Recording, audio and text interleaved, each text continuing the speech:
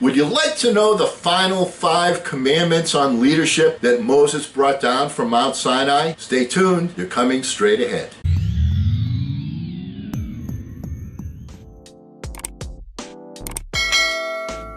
Hello again, everyone. I'm Eli's dad with Project Eli, where we educate, lead, and we inspire. And last time we got together, we went over the first 5 leadership commandments that Moses brought down on the tablets. And yes, Eli, I did know Moses personally, so I am in a position to tell you exactly what they are and what they meant. And the key thing that we always want to talk about with leadership is that you, as there's 2 key points, we'll give you one right now. The one key point is that leaders are there to serve and not to be served. Always be thinking in that direction. How may I serve the people that I'm leading so that they may perform more productively? All right, that's the big picture. So we went over 5 laws. Once again, we're here to educate, lead, and inspire. Let's go over the remaining 5 commandments. Commandment number 6. Thou shalt not be a finger pointer. Yep, it's written right on the tablets. Thou shalt not be a finger pointer. Too many people in charge, whenever something goes wrong, the first thing they want to do is they want to blame somebody. And so what happens is that the people at the workplace assume the persona of, that's not my fault, I didn't do it, and they're afraid to make a mistake. And when you're afraid to make a mistake, that limits your progress, because if you're afraid to make a mistake, you're also not going to do something that's going to advance the cause because you saw an opportunity to do so because it might be a mistake. Does that make sense? So you've got to assume the posture of allowing people to make mistakes. You give feedback, you give positive feedback. As we've already said, you should be distributing positive feedback versus negative feedback roughly in the ratio of 5 or 6 to 1 at least. Does that make sense? So when you do that, and when someone makes a mistake, if you belittle them to the point of making them feel about that big, what do you think's going to happen next time when an opportunity to do something positive arises? Guess what? They're going to sit back, they're not going to do it because I don't want to take a chance that I'm going to get yelled at. So thou shalt not be a finger pointer. Number 7, thou shalt not get too close to your followers. Now, this may sound a bit contradictory, but understand this. There has to be a separation between the leader and the followers. You want to communicate, you want to give feedback, you want to encourage people to speak with you, but at the same time, you are their leader, you are not their quote-unquote best friend. It's similar to being a parent. One of the things that my parents said to me so many times, and sometimes they said it verbally, and sometimes they would say it with the old backhander, was when I would say something to them that was inappropriate, especially my mom would say, hey, I'm not your friend. I'm your mom. You don't talk to me like that. She created that separation so that I knew who the authority was. It was she and not I, and that I needed to watch the way I spoke to her, watch the way I acted with her, which is the right thing to do. I mean, I'm not saying it's wrong. I'm saying it's right.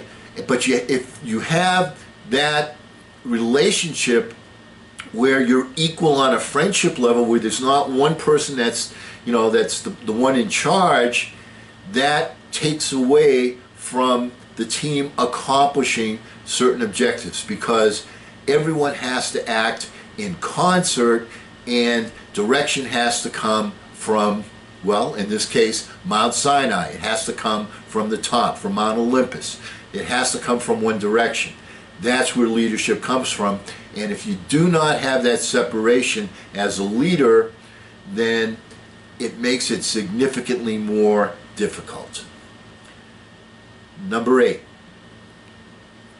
thou shalt not shy away from telling the truth. You've got to be transparent with your people.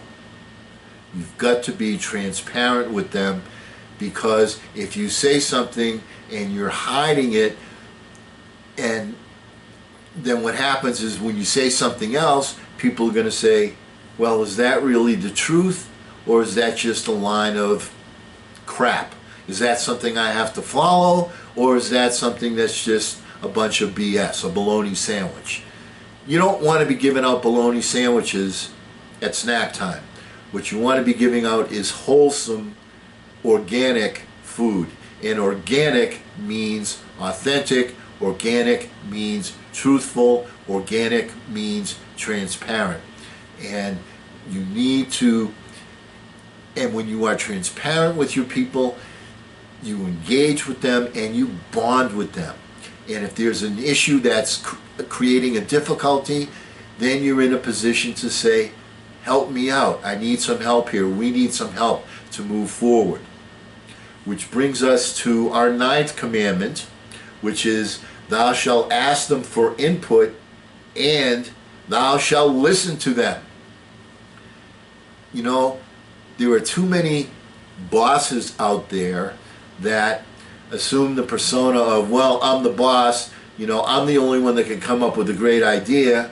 Wrong, wrong, wrong, wrong, wrong. Did you know that most revolutionary ideas in any business that, you know, like the idea for the Big Mac as an example, I mean, you know, any idea that was like a groundbreaking idea, in 75 to 80% of those ideas came from the workforce, from the masses.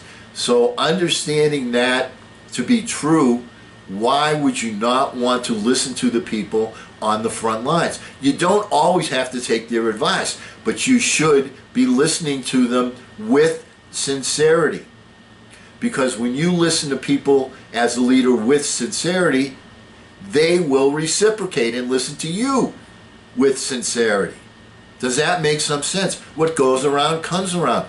And once again, most of the great ideas that help a business advance come from the rank and file. They do not come from leadership. So understand that point. If you want to have the best sources available, establish that kind of communication relationship with the people in your employ. Common sense. And the 10th commandment is, thou shalt develop a working knowledge of what the experts on your team are doing. You know, I hadn't thought of that one. This one I got from Armin. I mean, I knew it, but I didn't really put it as one of the commandments. But this is one of the things that Armin mentioned in his video. And you know what? It's really an important thing. Because you as the leader, I mean, you don't have to know every little detail about every little project, but it's important that you understand the big picture and you understand what they're trying to do so that you can put yourself in a position to help people to achieve more. Once again, the acronym TEAM, together each achieves more. Well, when you work together, if you're the leader, you have to have a working knowledge of what your experts are doing and what they know and why they're doing it and why they're coming up with those conclusions. Ask questions. All right, I don't get that. I don't understand that. Please explain that so a layperson can understand it. Does that make sense? So, you know, that is a critical thing, because if you are going to help plan the big picture, the policy, then you must be in a position to understand what can and can't be accomplished and the particular roadblocks that are currently in place that are preventing the company from achieving a particular goal or objective. All right? So we've gone over 10 different commandments. Let's review them. Number one, thou shalt lead by example. Number two, thou shalt deliver on your promises. Number three, thou shalt stretch your people to get them to produce at a maximum level.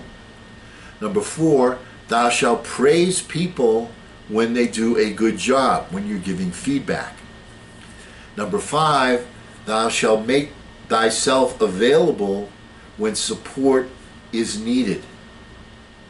Number six, thou shalt not finger point. All right? Don't be somebody that's placing blames, be somebody that's seeking solutions.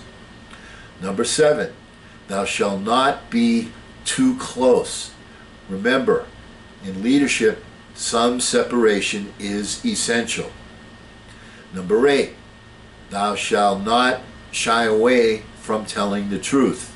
Or to be more positive, thou shalt be as transparent as possible to get the team to unite together to solve particular challenges.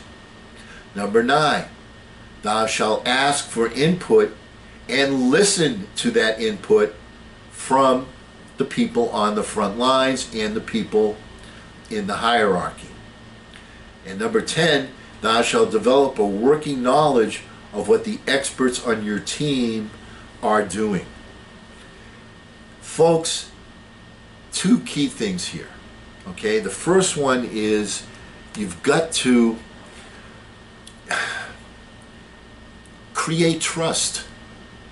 There's got to be trust between you and the masses if you're going to be an effective leader. There's got to be credibility. Okay, trust and credibility. It's you will work for days, weeks, months, years to build that up, but it can be lost just like that. So, once again, these are the 10 commandments of leadership. I want to once again thank Armin Rau, the entrepreneur's entrepreneur, for inspiring me with this idea.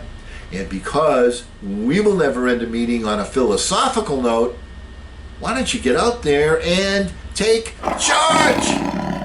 I'm Eli's dad.